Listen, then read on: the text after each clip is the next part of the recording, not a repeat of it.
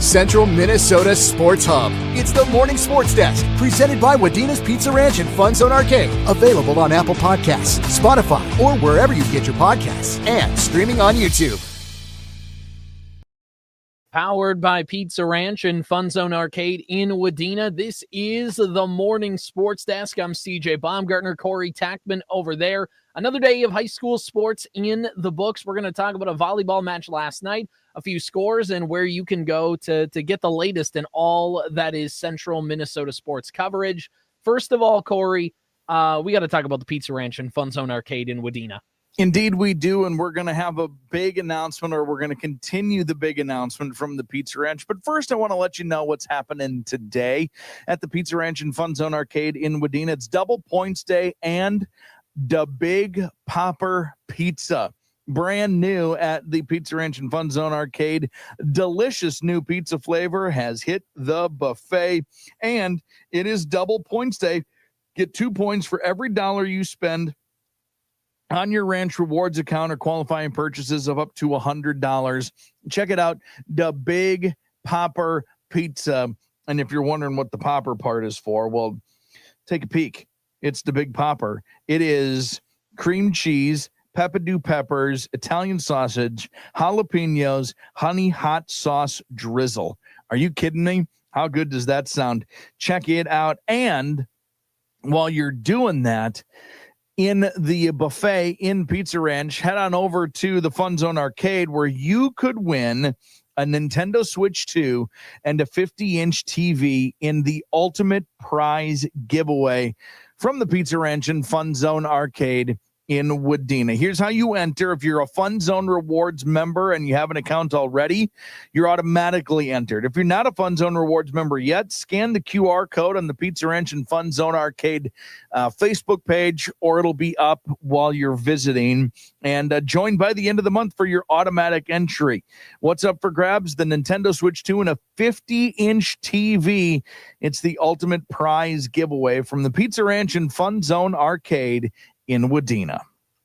All right, Corey, we got some stuff to talk about with our local high school sports. And last night we had a little volleyball match on the Superstation K106 between Wadena Deer Creek and Park Rapids area. We previewed it on yesterday's show. Little Highway 71 rivalry that gets going here.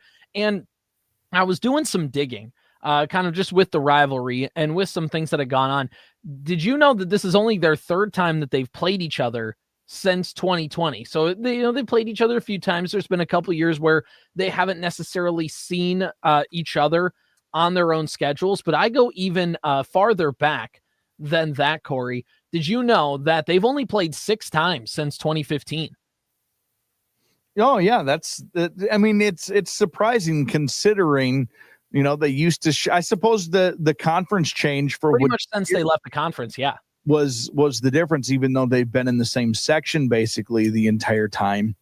That is a surprising number. I mean, Wadena Deer Creek had their dip in Class A for a little bit. They were in 6AA for a period of time, but those were very brief stints. Yeah, they've primarily been Section 8AA. So yeah, it's interesting. And if you look, basically since Wadena Deer Creek has left the Mid-State Conference, the Wolverines are 4-2 against Park Rapids area. Last win for the Panthers came in a 4-set victory against the Wolverines on September 26th of 2016. So Wadena Deer Creek trying to keep that winning streak going, and they were able to do that in 3 sets. They beat Park Rapids area last year. They were able to beat them last year went to 5 sets. Wadena Deer Creek was able to take care of things in 3.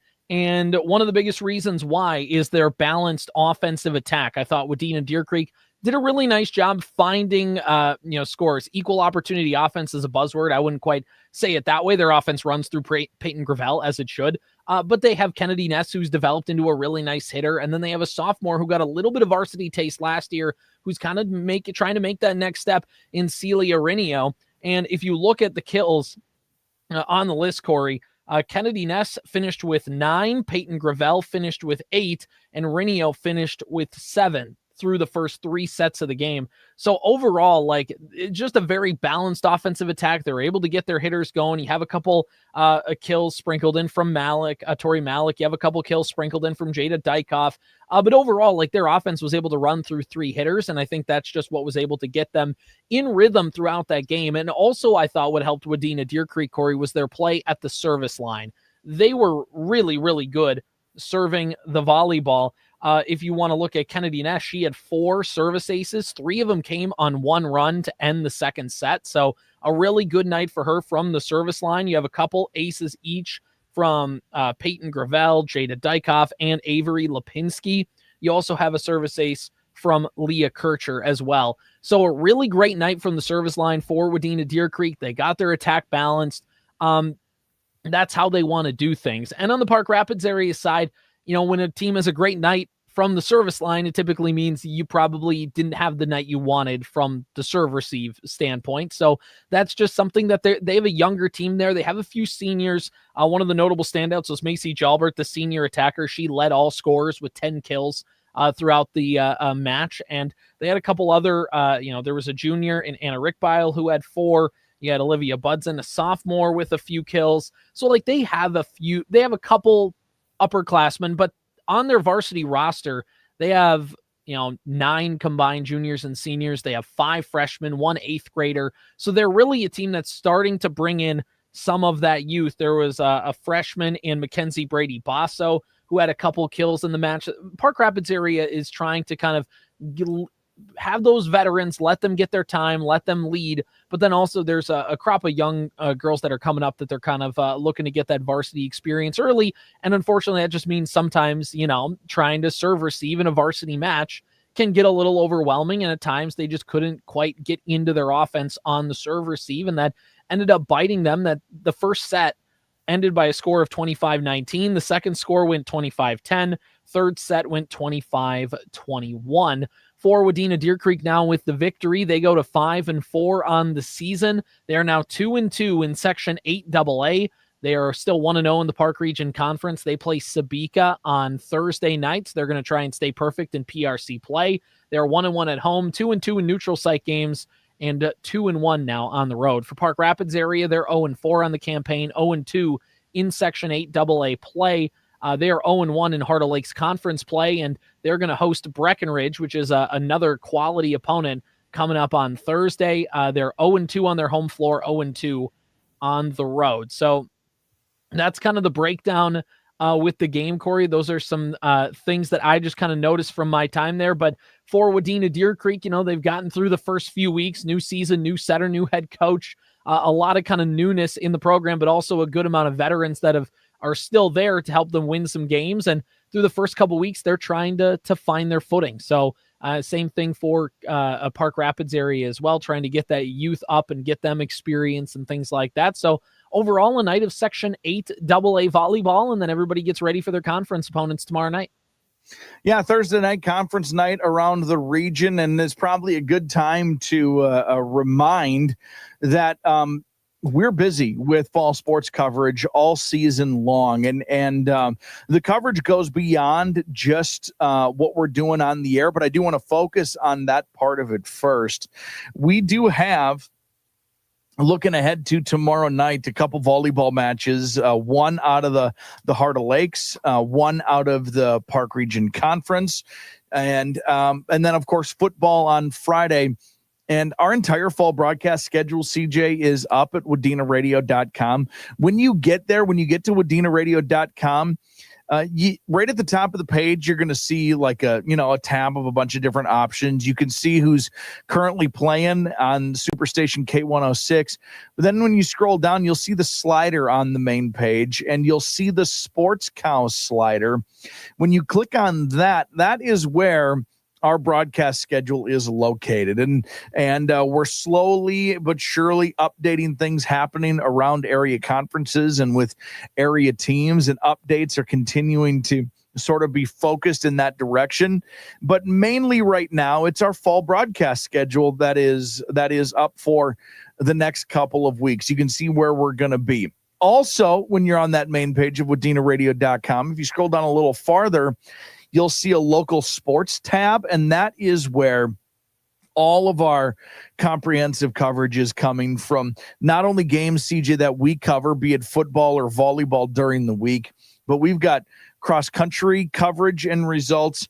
We've got girls tennis coverage and results. And as I look at it, at the very moment, our most recent, we've got tennis results from Morris area, Chicago, Alberta, West Central area, over Lac-Qui-Parle Valley, Dawson, Boyd. We've got Parker's Prairie Girls across country featured. We've got the 30th annual Dix Beardley races in Detroit Lakes featured. We've got Staples Mountley football results. We've got Wadena Deer Creek football results. We've got tons of tennis.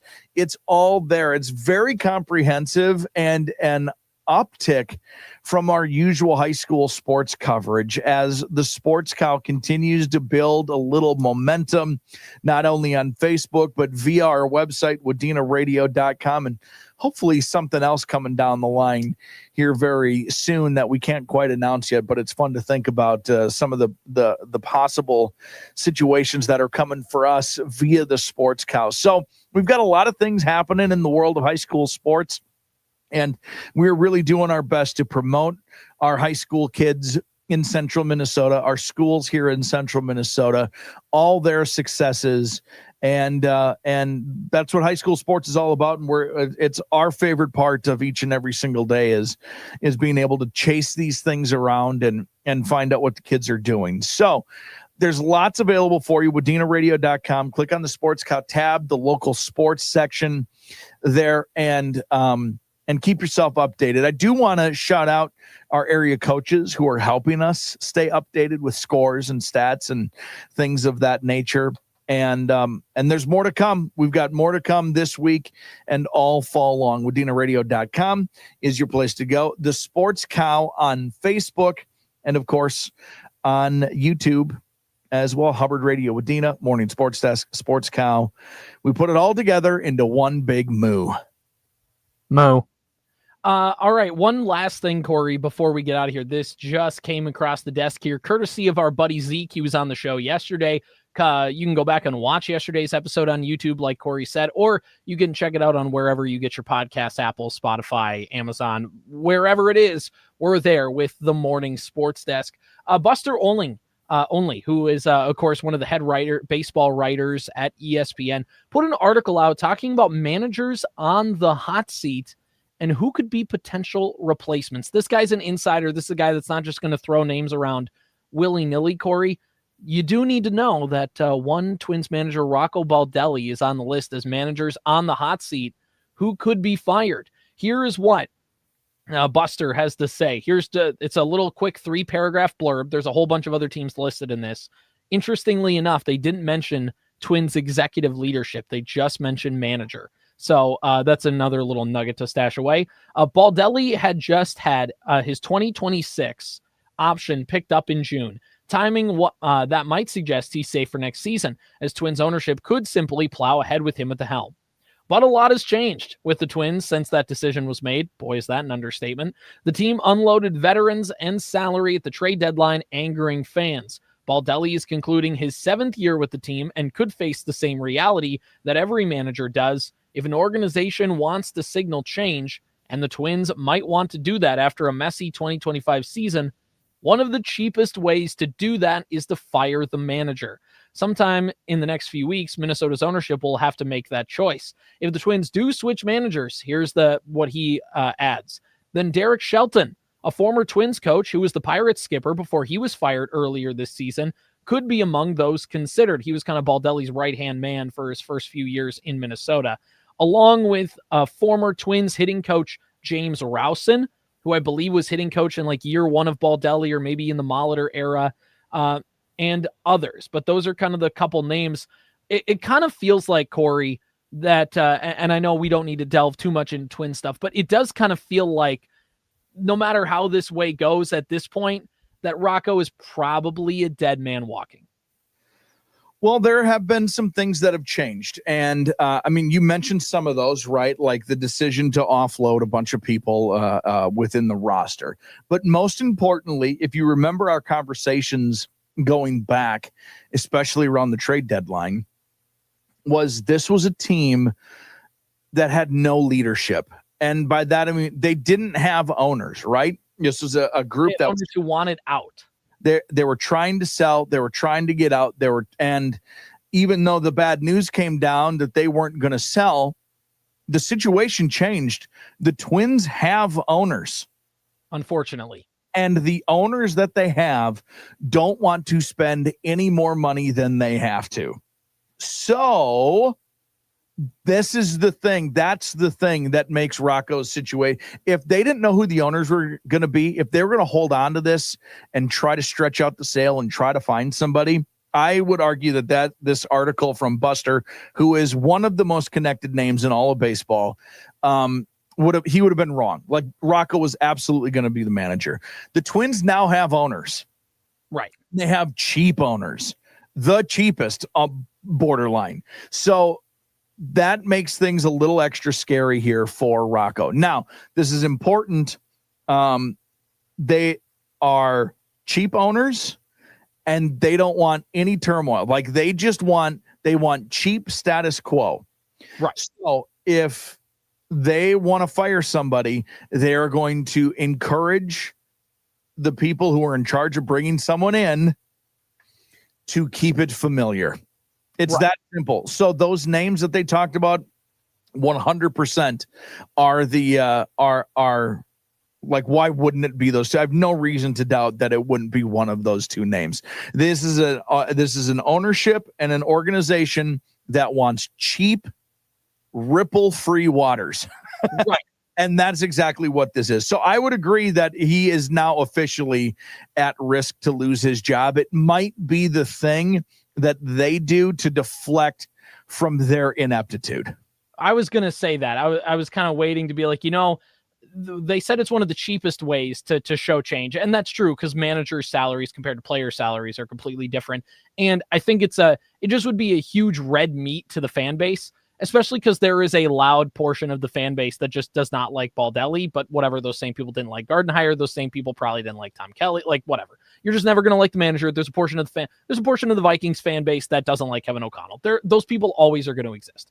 But it's an easy way to throw red meat to the fan base of like, here, we fired the manager, like, forget about us in the owner's box. Like, we're going to bring, like, you can kind of deflect a little bit, like you said, Corey, of we can get everybody to talk about who the manager is instead of who ownership is. And then instead of like, okay, who could the Twins sign? You're going to talk about who the manager is going to be and what the new manager can do. And there's a little bit of fresh coat of paint on a falling apart house that you can try and put up there. And also, this is another important part. Remember, there was multiple different front offices that were included in Buster's list. The Twins were not one of them. And you could make the case, and I'm not saying I am, but I'm also saying I'm not. Like, if the Twins fired Falvey at the end of the season, I'd be like, shoot, that guy did some good stuff. But I also wouldn't be like, that's just a devastating blow. Like, what are you doing letting him go? Like, I think overall that you talk about cheapness. Here's the cheap part. Derek Falvey is not only the Twins president of baseball operations, Corey, he's the team president. He took over for Dave St. Peter. Like, so they are paying him to do two different jobs. And by the way, not only that, he has more influence over the organization. So if you're the Twins, are you going to want to like fully clean house? Because not only if you fire Falvey, do you have to hire a new head of baseball operations, you'd have to hire a new team president. And Dave St. Peter just retired. And by the way, it kind of felt like with Dave St. Peter's retirement, the Twins giving Falvey the job, at first it kind of felt like, hey, new owners are coming in. We're going to do right by this guy because we promised him this position. And to fire him before he's even had a full year as team president, I just don't see the Twins getting that big in their kind of blow up. It feels like firing the manager is the easiest thing to do. And by the way, if the team president is also the guy who's in charge of putting the team on the field, he's probably going to go, maybe a new manager is what we need to get the boys going again. It can't be us bringing in players. It's got to be the manager. Like, it's an easy way. The Twins fired the hitting coaches last year. Now the next step up is firing the manager. And then after that, you have to figure out the front office just kind of by order of operations. It's a lot easier to fire the coaches. It's a lot easier to fire the manager.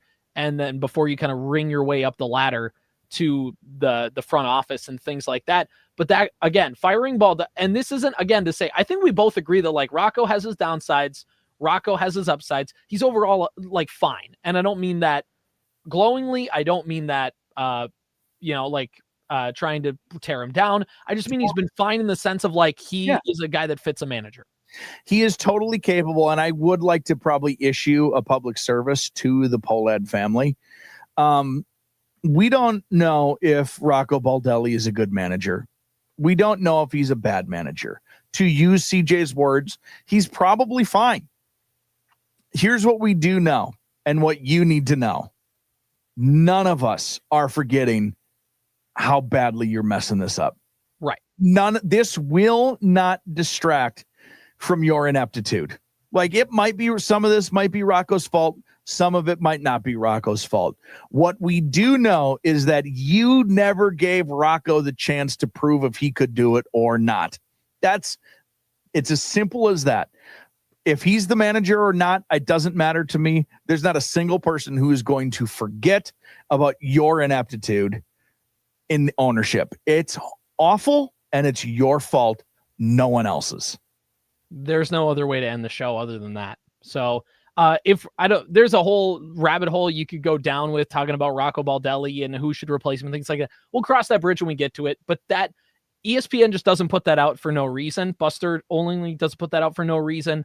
And so it's just something to think about. If a move does actually happen, we'll talk about it. We'll talk about Rocco's tenure kind of in a deeper lens and things like that. But it certainly feels like these last couple weeks, the Twins are just kind of, one, as a team, just trying to limp into the winter. And two, it feels like they just have no choice but to fire the manager to get some kind of jolt into the fan base, into the team, into the roster, into whatever. Because, again, ownership ineptitude. Couldn't have said it any better myself. All right, that's the morning sports desk powered by Pizza Ranch and FunZone Arcade in Wadena. Great, real high note to end the show on. Go check out our high school sports at WDenaRadio.com and SportsCow. That certainly is a lot better than following the Twins. We'll see you next time. Powered by Wadena's Pizza Ranch and FunZone Arcade. Follow the morning sports desk on Apple Podcasts, Spotify, or wherever you get your podcasts, and watch every show on YouTube.